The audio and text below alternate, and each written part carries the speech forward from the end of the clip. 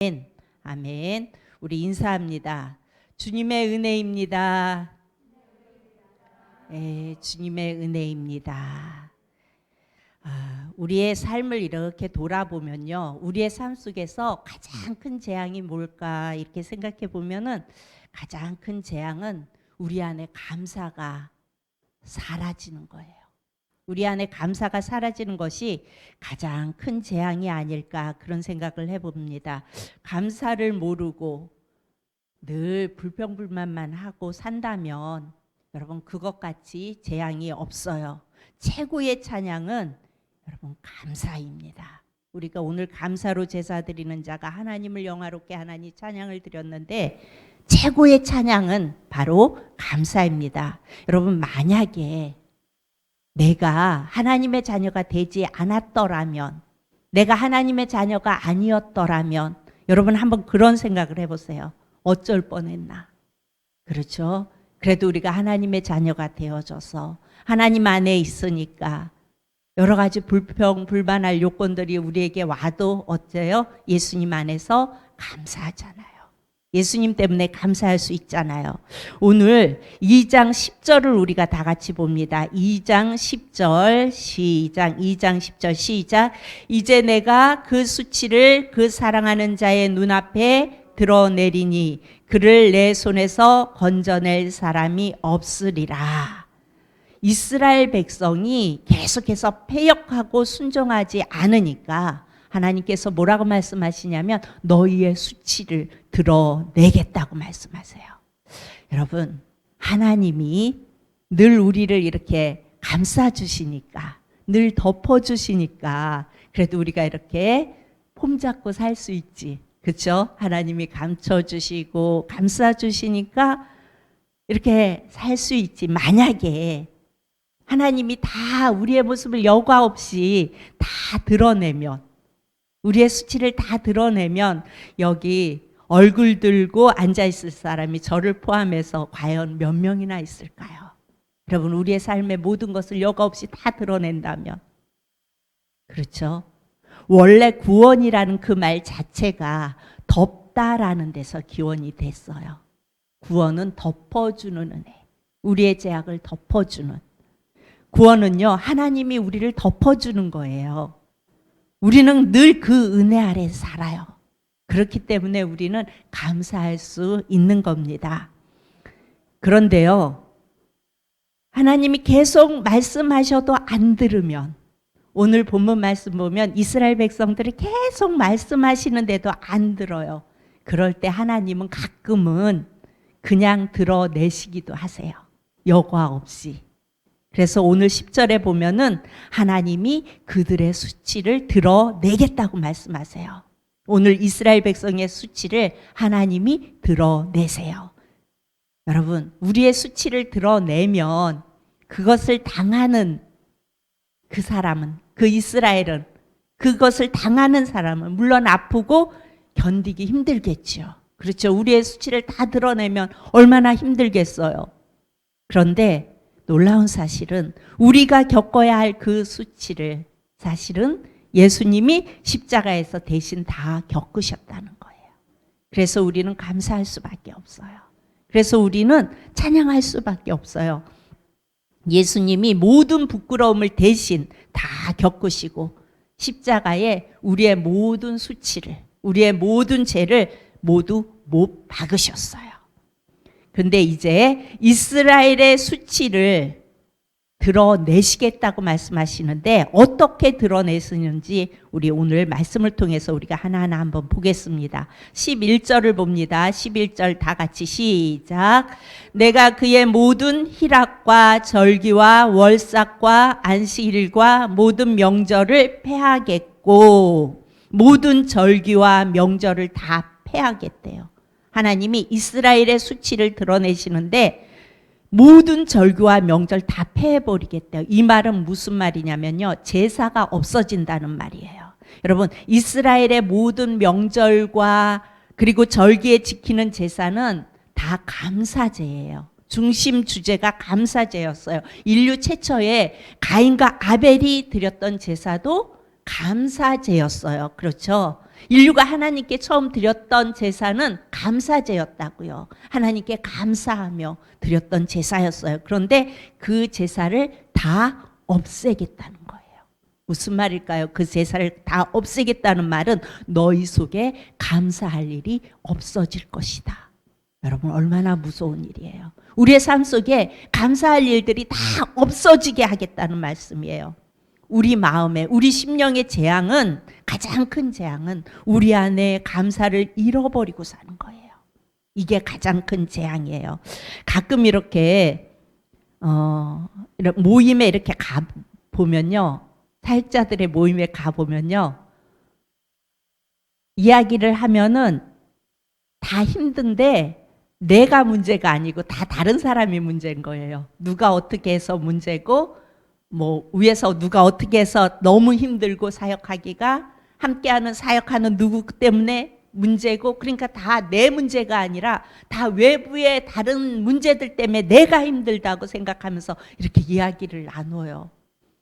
그 이야기를 함께 이렇게 나누면서 듣고 대화를 하고 나서 돌아올 때요, 괜히 씁쓸하고 또 한편으로는 서글퍼지고 그래요. 여러분, 이렇게 감사가 없어지면 우리 마음이 기쁘지 않아요. 씁쓸하고 왜 그럴까? 서글퍼지고. 그런데 이것은요, 우리도 마찬가지예요. 일반 성도님들도 다 마찬가지예요.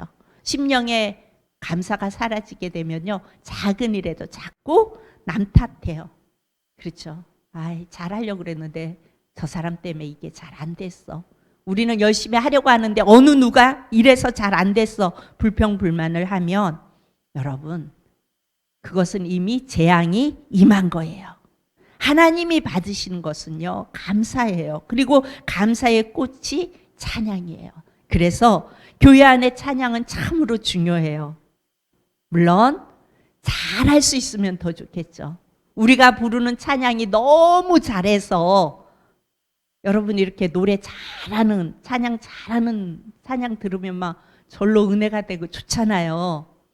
그렇게 잘해서 은혜가 되고 그렇게 하라는 이야기가 아니에요. 그렇게 할 수 있다면 좋죠. 그런데 그렇게 안 될지라도 그냥 진심으로 감사의 찬양을 드리는 것은 참으로 중요해요. 여러분, 심령이 즐거운 사람은요, 늘 찬양을 흥얼거려요. 여러분, 이렇게 더운데 내 모습은 어떤지 한번 생각해 보세요. 제가 제 모습을 이렇게 생각해 보니까 그래도 좀 덜 더울 때는 혼자 흥얼흥얼 대면서 다녔던 것 같아요. 제가 찬양을 늘 부르면서. 그런데 요즘은 입에서 무슨 소리만 나와요? 아이고, 아이고, 아이고, 문 열고 들어가도 아이고, 나와도 아이고, 찬양은 어디로 다 가고 아이고, 아이고 소리만 나와요. 예. 어찌됐든 여러분, 우리 안에 감사의 영이 흘러 넘치면 우리는 찬양하게 되어져 있어요. 그래서 찬양하는데, 우리가 그렇게 찬양 부르면요, 우리의 마음이 남 탓하고 이럴 생각이 없어요. 그냥 웬만한 거 있어도 그냥 넘어가게 되고, 그냥 그런가 보다 그러고 너그럽게 넘어가요. 우리 안에 찬양이 넘치면. 왜 그래요? 찬양이 곧 감사이기 때문에 그래요. 이제 여러분 안에 잃어버렸던 찬양이, 기도가 여러분 샘물이 터져 나오듯 그렇게 회복될 수 있기를 축복합니다. 하나님이 오늘 이 이스라엘 백성들의 수치를 드러내는데요, 첫 번째가 모든 명절을 폐하겠대요. 이것은 뭐예요? 너희 속에 감사할 일이 없어지게 할 것이다. 무서운 말이죠. 그리고 12절을 봅니다. 우리 다 같이 봅니다. 12절 시작. 그가 전에 이르기를 이것은 나를 사랑하는 자들이 내게 준 값이라 하던 그 포도나무와 무화과 나무를 거칠게 하여 수풀이 되게 하며 들짐승들에게 먹게 하리라. 여러분, 두 가지 나무가 등장을 해요. 포도나무와 무화과 나무. 포도나무의 열매를 가지고 이스라엘 백성들은 포도주를 만들어요. 그런데 성경에는 이 포도주가 술이라는 개념보다는 혼인잔치에 신랑 신부만큼 보다 포도주가 더 중요하면 안 되겠죠. 신랑 신부만큼 중요해요. 왜 그래요? 기쁨의 상징이기 때문에 이 포도주가 그렇게 아주 중요해요. 그런데 12절에 보면 그 포도나무와 무화과 나무를 거칠게 해서 수풀이 되게 하며 들짐승에게 어떻게 하겠대요? 먹게 하리라. 무슨 말이에요? 황폐하게 하겠다는 말이에요. 감사가 사라지고 포도의 열매가 없으니까 기쁨이 끊어진다는 말이에요. 그들의 수치를 드러내는데 하나님이 이런 방법을 통하여 그들의 수치를 드러내고 있어요. 그런데 여러분, 인생은요, 조금씩 알아갈수록, 인생을 살다 보면, 인생을 알면 알수록 우리 머릿속에 가치 전환이 와요. 근데 어떻게 오냐면, 물론 돈도 필요해요. 그렇지만 정말 중요한 게 뭐라고 생각해요? 돈도 중요하지만 평안함, 마음의 평화로워야죠. 돈이 많은데도 매일 막 짜그락짜그락 근심할 일이 많을 수도 있잖아요. 돈은 좀 없어도 마음이 평안하면은 그게 최고인 거예요. 그렇죠?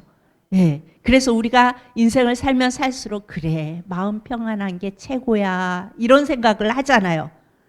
우리의 마음의 근심은 뼈를 마르게 한다고 그래요.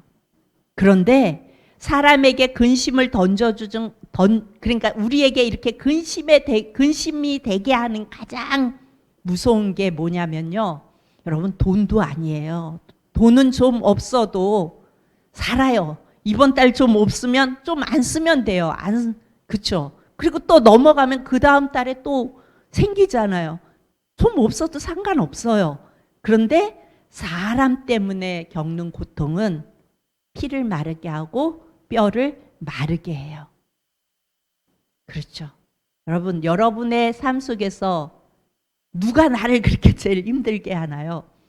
대개 보면은 가족 간에도 힘들게 하는 사람들이 있어요. 마음을 평안치 않게 하는 사람이.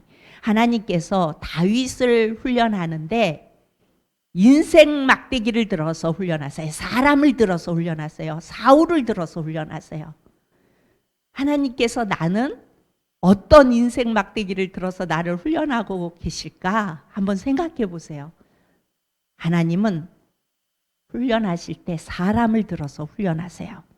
하나님은 사람을 훈련할 때 사람을 통해서 훈련하세요. 왜 그래요? 여러분, 사람만큼 끔찍한 게 없기 때문에 그래요. 우리는 이렇게 매스컴을 통해서 많은 이런 범죄 이런 것들을 이렇게 접하죠. 그 귀여운 아기를 때려서 아기가 죽으면 막 이렇게 어디다가 묻지도 못하고 이렇게 했다 나중에 발각이 되고, 또 뭐 나이 드신 부모님을 그렇게 하기도 하고, 데이트를 하면서 내 마음대로 안 된다고 데이트 상대자를 그렇게 하는 경우도 있고. 누가 그래요? 인간이 그래요. 여러분, 사람 별로 안 다니는데 갈 때 누구 만나면 겁나요? 사람 만나면 겁나. 사람 안 다니는 데서 사람 만나면 안심을 해야 되잖아요. 어휴, 그래도 저기 사람 오네. 늑대가 아니고 사람이네. 이래야 되는데 우리는 사람 없는 데 가서 사람 나타나면 겁나잖아요. 왜 그래요? 인간이기 때문에 그래요. 그런데 뭐라고 말해요? 우리는 그거 보면서 어떻게 인간이 저럴 수 있어? 그렇게 말하죠. 여러분, 인간이기 때문에 그래요. 여러분, 짐승 세계에서는요, 딱 승패가 갈라지면은 꼬리 내리고 조용히 가요, 그냥. 그렇죠. 동물의 왕국 같은 거 보면요, 막 싸우다가 내가 졌어요. 그러면 어떻게 해요? 꼬리 내리고 떠나요. 진 동물이. 그런데 사람은 어때요? 지면 재뿌리잖아요. 내가 못 먹으면 너도 못 먹어. 재뿌리는 게 인간이에요. 여러분, 성경은요, 인간에 대해서 철저하게, 인간은 여지가 없는 죄인이라고 정의를 내립니다. 우리는 살아가면서 어떻게 인간이 저럴 수 있지? 이렇게 말하죠. 그런데 여러분, 인간이기 때문에 그래요. 그래서 인간은 누가 필요해요? 예수님. 그래서 우리 인간은 예수 그리스도가 필요해요. 그래서 우리는 예수님을 안 만났더라면 어쩔 뻔했나 생각하면 끔찍한 거예요. 예수님이 필요해요. 하나님의 긍휼이 우리 인간들은 절대적으로 필요해요. 이것이 바로 하나님이 우리의 수치를 드러내시며 인생을 다루시는 방법이에요. 인간을 통하여 방법으로 그렇게 다루세요. 13절을 보면 이렇게 말해요. 그가 귀고리와 폐물로 장식하고, 여러분 이 말이 뭐예요? 이스라엘 백성들이 귀고리와 폐물로 장식을 했대요. 이 말은 하나님을 떠나서 불순종하는데 이들이 적극적이었단 말이에요. 그러니까 하나님을 떠나 다른 것을 사랑하는데 이 이스라엘 백성들은 너무나 적극적이었어요. 여러분, 아까 도군사님이랑 오면서도 뭐 옛날에 뭐 여주인가 어디로 이렇게 그 수련회 갔는데 뭐 더웠고 뭐 불 피워놓고 뭘 했다고 막 이렇게 하시면서 그때가 생각난다고 말씀하시는데, 우리 이렇게 막 모닥불 피워놓고 막 불멍 때리면서 막 거기서 있으면 좋잖아요. 예전에 다 이렇게 기타 치면서. 그럴 때 밤이 깊어질수록 불에 뭐가 달려들어요? 그 불납이라 그러나요? 그 날파리 같은 것들이 막 달려들어요. 얘네들은 지들이 거기 달려들으면 죽을 텐데 다 죽잖아요. 근데 그것도 모르고 막 달려들어요. 우리 인생들이요, 이렇게 보면 저거 죽을 짤인데, 그런데도요 정신없이 달려가는 것을 볼 수가 있어요. 죽을 똥 살 똥 모르고 달려들어요. 마치 그것을 붙잡아야 사는 것처럼 그렇게 달려가요. 그래서 하나님은 가끔은 그런 인생들에게 어떻게 해요? 뜨거워하도록 그 길을 허락하세요. 그 길을 가게 하세요. 사람이 절대 자기가 겪지 않으면 인간은요 항복을 할 수 없는 존재들이에요. 아이들도 그래요. 이거 그렇게 하면 안 돼, 이렇게 해야 돼 라고 막 얘기해 주잖아요. 물론 잘 듣는 착한 아이들도 있지만 지 고집대로 다 하잖아요. 그래 놓고 나중에 안 되면 뭐라고 해요? 그때 엄마가 말하는 거 들을 걸, 이미 다 지나놓고 이렇게 말하는. 그러면은 그러게 왜 그랬니 하면서도 속으로는 또 뭐래요? 우리 엄마도 인간이니까 이거 그냥 그때 늦지 막 이렇게 되잖아요. 그렇죠? 인간이 그렇다고요. 애기들도요, 뜨거워 만지지 마 이러면요 안 만져요? 끝까지 만져요. 그래서 안 될 정도의 뜨거움에 살짝 대줘야 지가 지레 놀래야 그 다음엔 절대 그거 안 만지잖아요. 여러분, 뭘 말해요? 지금 이 호세아서는요 이스라엘이라는 인간을 통해서 인간의 실체를 그냥 드러내 보여주는 거예요. 이게 인간이다. 자기가 경험하지 않으면, 자기가 그야말로 그거에 가서 뒹굴고 그거에 당하지 않으면 죽을 둥 살 둥 쫓아가고 달려가는, 아니라고 해도, 주님이 아무리 그거 아니라고 해도 그것을 향해 달려가는, 그게 인간이라는 것을 보여주고 있어요. 여러분, 12 정탐꾼을 가나안에 미리 보내지요. 그랬는데 12명은 돌아와서, 그러니까 여호수아와 갈렙은 여호와께서 붙이시면, 하나님께서 붙이시면 그 땅을 차지할 수 있습니다 라고 보고를 해요. 나머지 10명은 부정적인 보고를 해요. 그리고 장막에 들어가서 백성들과 함께 대성통곡을 해요. 밤새도록 울어요. 그 부정적인 그 울음은 밤새도록 그 모든 이스라엘 백성들에게 퍼져가요. 여러분, 부정적인 것은요 불치병처럼 아주 전염도 잘 돼요. 부정적인 것, 불평불만들은요 금방 다 퍼져나가요. 그래서 하나님이 너희가 불순종한 데에서 하루 곱하기 1년에서 어떻게 하겠대요? 40년을 내가 갚아주리라. 그래서 광야에 돌아다닌 시간이 40년이에요. 그런데 40년 동안 그들은 떡 달라 물 달라 매일 하나님께 요구했죠. 그래서 하나님께서 물 주셨어요, 떡 주셨어요. 그랬는데 그들이 잘 순종했나요? 여러분, 순종하지 않았어요. 그때 하나님이 뭐라고 말씀하세요? 한 줄로 정리하면 사람이 떡으로 살 것이 아니라 여호와의 입에서 나오는 모든 말씀으로 살 것이라, 이렇게 말씀하세요. 이것이 결론이에요. 떡 달라 해서 떡 줬는데 너희가 하나님 잘 섬겼니? 물 달라고 해서 너희 피로 채워줬는데 너희 피로 채워주면 너희가 하나님 잘 섬겼니? 아니잖아요. 그래서 너희는 오직 여호와의 말씀으로 살아야 돼. 다시 말해서 예수님 안에서 살아야 돼. 그래야 너희들은 예수님 안에서 살아야 예수님 뜻대로 살아갈 수 있어. 그렇지 않으면 너희들은 살아갈 수 없어 라는 것을 보여주고 계세요. 그래서 그들이 40년 동안 광야에서 헤매면서 얻은 결론이 이거 하나예요. 인생은 이렇게 지독한 아픔을 겪어야 겨우 단어 하나 정도의 결론을 얻어요.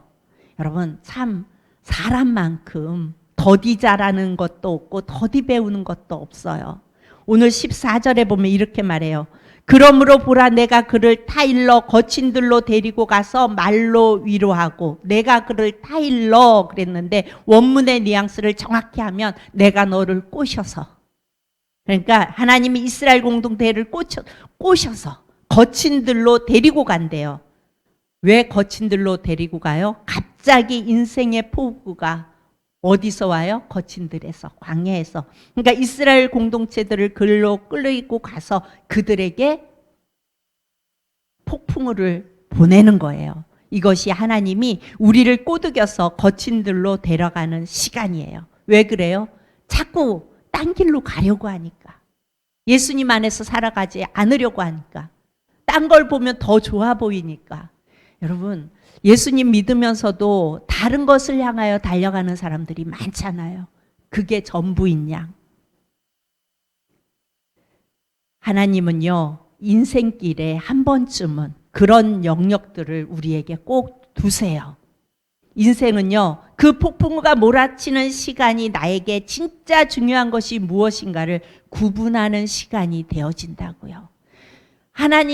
나와 하나님께 예배드리고 하나님 안에 살아가는 게 아무리 중요하다고 말해도요, 지금 내가 하는 게 중요해요. 내가 이 일이 더 바빠요. 내가 하는 게 더 중요해요. 이거 하고요. 그리고 계속 달려가잖아요. 그러다가 하나님께서 폭풍우가 몰아치는 그런 들로 끌어다 놓으면은 그제서야 어떻게 돼요? 아, 이게 아니었구나 라고 깨닫는 것이 인간의 모습이라고요. 여러분, 그런 폭풍우 시간을 겪지 않으면 인간의 내면은, 우리의 마음은 복잡해서 뭐가 중요한 건지 잘 몰라요. 여러분, 불이 나봐야 뭐가 중요한지 알아요. 불 나면 여러분은 뭐 제일 먼저 가지고 나갈 것 같아요? 뭐가 가장 중요할 것 같아요? 제일 먼저. 그 안에 있는 내 식구들을 누가 있나? 그게 가장 중요하겠죠. 그렇죠? 어느 방에서 누가 자고 있는지. 다른 게 그 와중에 불 막 타고 있는데 금붙이 어디 있냐, 통장 어디 있냐, 이거 찾는 사람보다는, 그렇죠, 저쪽 방에 누가 있는데 이쪽 방에 누가 있는데, 그게 더 먼저잖아요. 걔네들 깨워서 빨리 나가게 하고, 늙으신 부모님이 있으면 얼른, 생명이 중요하잖아요. 불이 나면요. 불 나면 생명이 가장 중요한 거, 여러분, 불이 나봐야 알아요. 똑같은 이치예요. 정말 불같은 시험이 닥칠 때, 아, 진짜 중요한 것이 이거였구나, 이렇게 체득해서 배우게 되는 거예요. 인생은 아무리 예수님이 중요하고 예수님 안에 살아가야 되고 말씀 안에 살아가야 된다고 아무리 얘기해줘도요, 지금은요, 알았어요, 이게 더 나아요, 그러고 막 달려간다고요. 여러분, 불같은 시험이 닥칠 때 진짜 중요한 것이 이거였구나라고 우리는 체득하게 돼요. 이것은 학습으로 되어지는 것이 아니라 우리가 온몸으로 이렇게 체득해서 느끼는 거예요. 겪어야 고쳐져요. 여러분, 그러면 이게 은혜일까요? 저주일까요?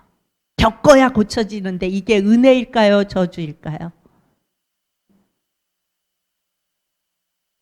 은혜라 그러면 그거 뭔지 좀 그럴 것 같고, 근데 여러분, 은혜입니다.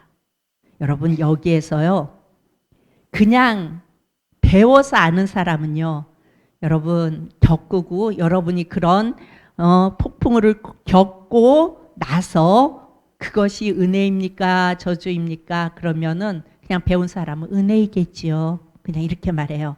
그런데요, 내가 몸으로 그것을 겪고 체험한 사람은 은혜이지요. 은혜이지요. 은혜이고 말고. 여러분, 이건 깊이가 달라요.